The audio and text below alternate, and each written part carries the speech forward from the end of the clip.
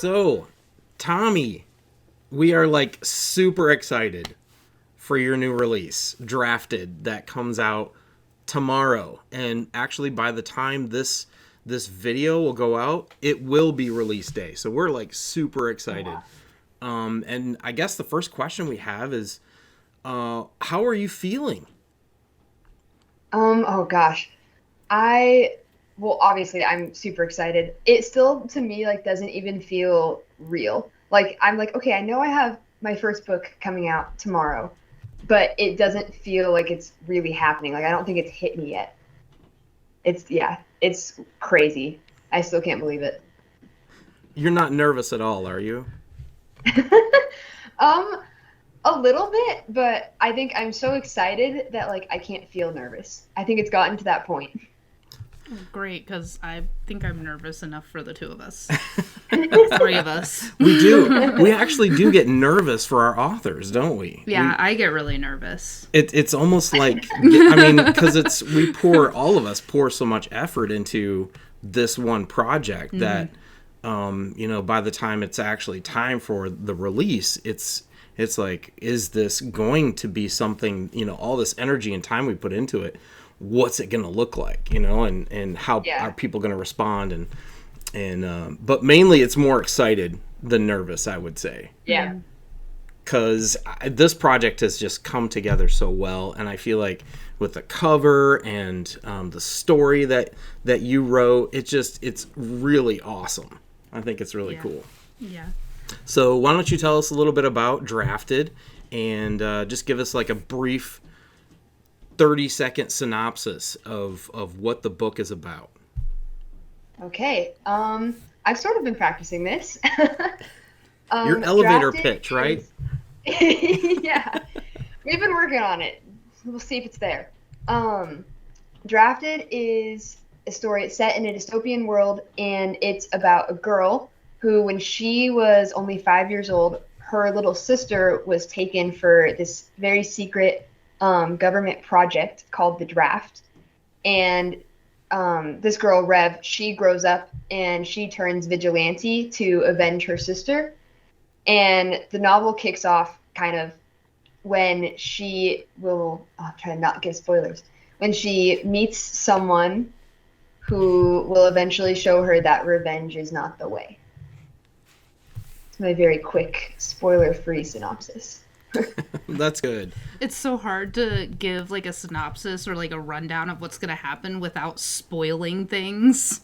It is. I struggle with that so much. And oh my goodness, there's like a lot of things that happen in the book that could be spoilers. I mean, if you talk about it in any way, like you can give information away. It's like, ugh.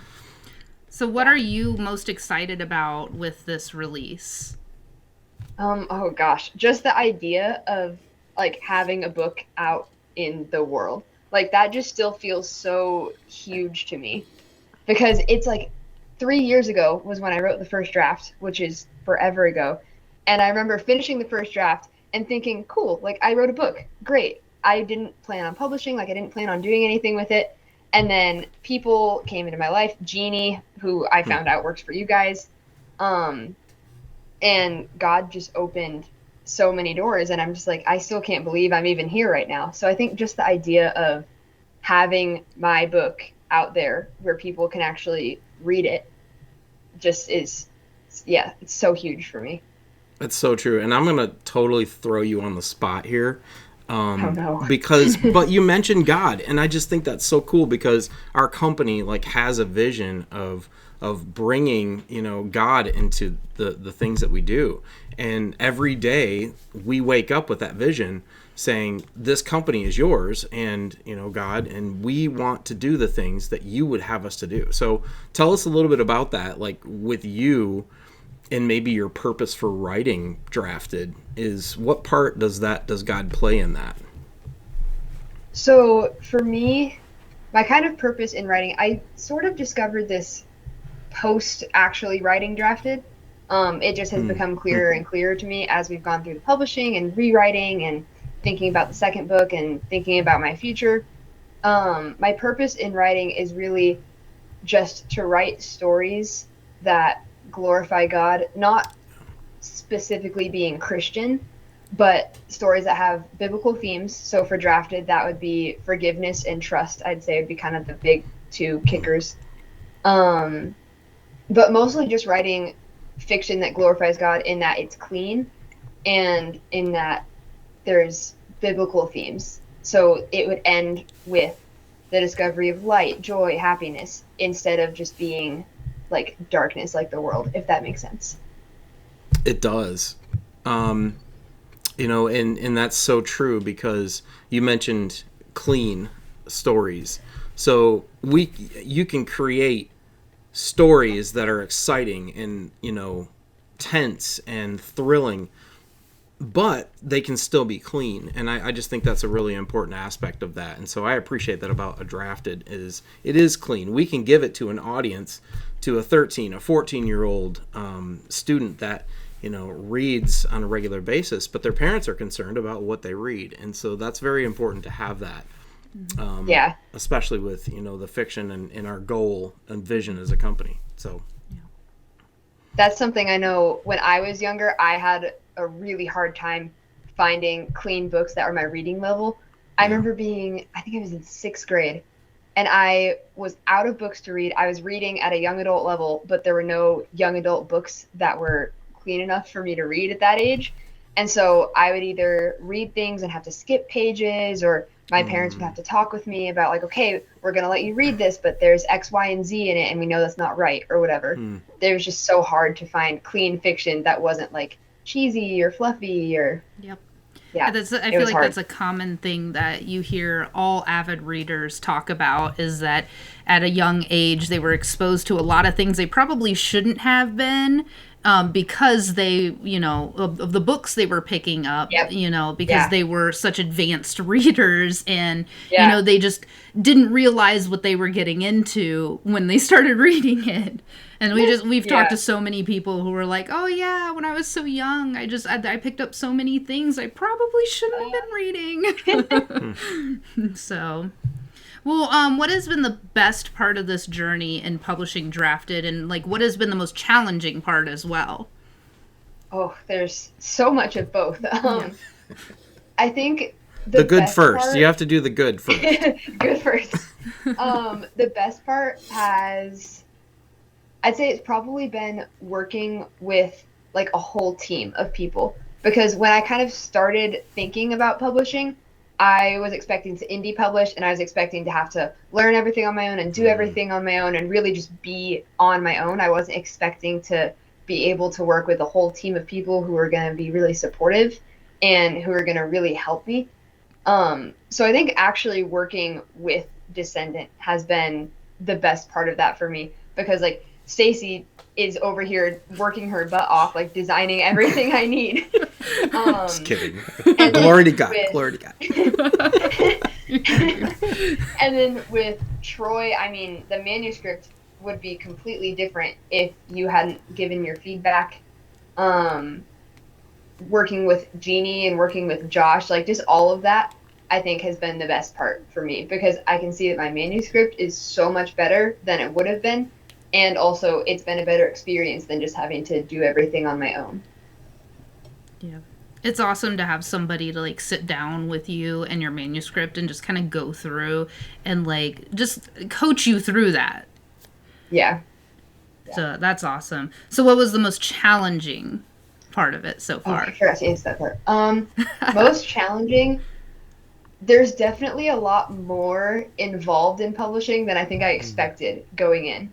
Like, there just is so much more to do and to manage, like just emailing people and communicating with everyone and kind of balancing everything all at once. Because I know at one point I was going back and forth with Troy about certain things, and I was going back and forth with Stacy about certain things, and kind of just keeping all of that organized.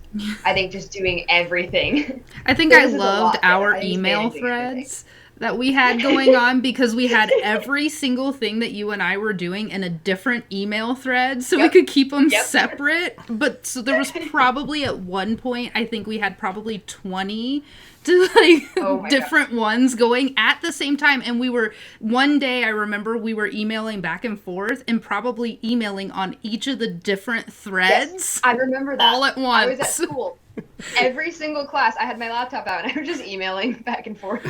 Don't say that we were emailing each other during your classes. The teachers are fine with that, right? I hope your teachers aren't watching. This didn't happen. If I was your teacher, I would be cheering you on. They are. A lot of my teachers all know what I'm into and they all love it. They're all happy for me. That's awesome. Good. Yeah. Please tell me you have an A in English language arts. Yes, I do. I do have an A. Did you? Oh, absolutely not. Oh, I didn't either. That was my worst subject. Yep. Worst subject. Yeah, definitely. Loved reading, though. Absolutely loved reading. But just, like, English, I was terrible at it. I was really good at diagramming sentences, though. Oh I was really, really good at it. I have never understood. I still don't. To this day, I cannot diagram a sentence the right way. I agree. That was the one thing I truly understood how to do. Oh, yeah. But I was also the person who in chemistry class knew how to balance the equations really good, like really well as well. And so it's like they seemed like they were the same to me. So, I mean, I don't know. I think I'm definitely at school. I'm more of a math person for sure. I like my like math-ish classes at school better. Yeah, math is nice. It's very definitive. Very. That's true. Very cut and dry. That's true. So, what is the biggest thing you want your readers to take away from Drafted? Oh wow. Probably.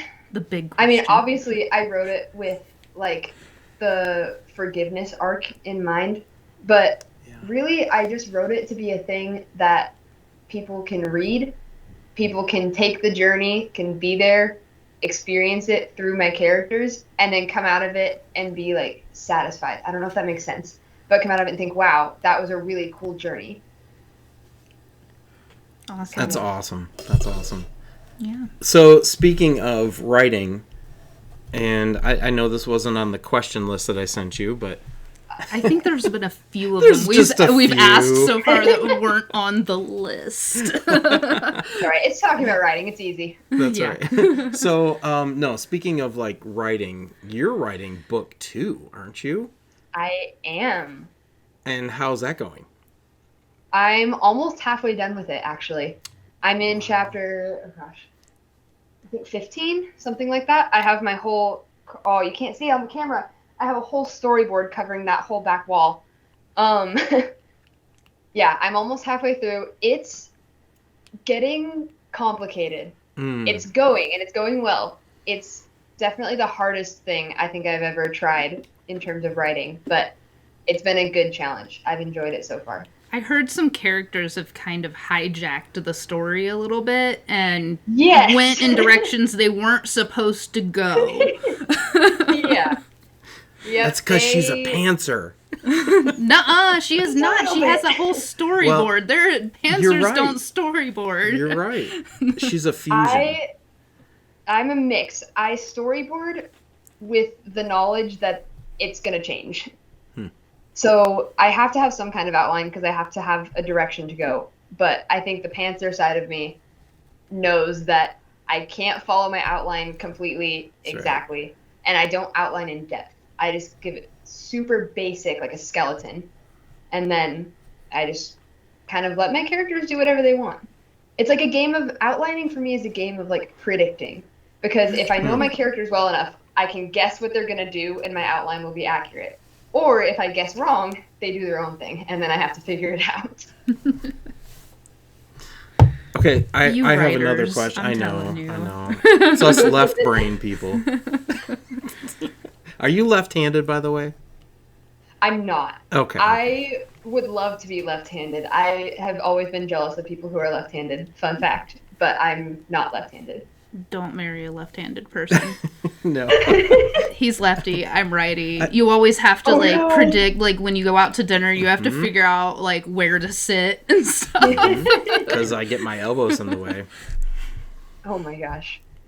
Oh, and the worst when I was in, grade school, you'd be writing with a pencil and you'd get this graphite all over the back part of your hand because you're writing through all of your wright.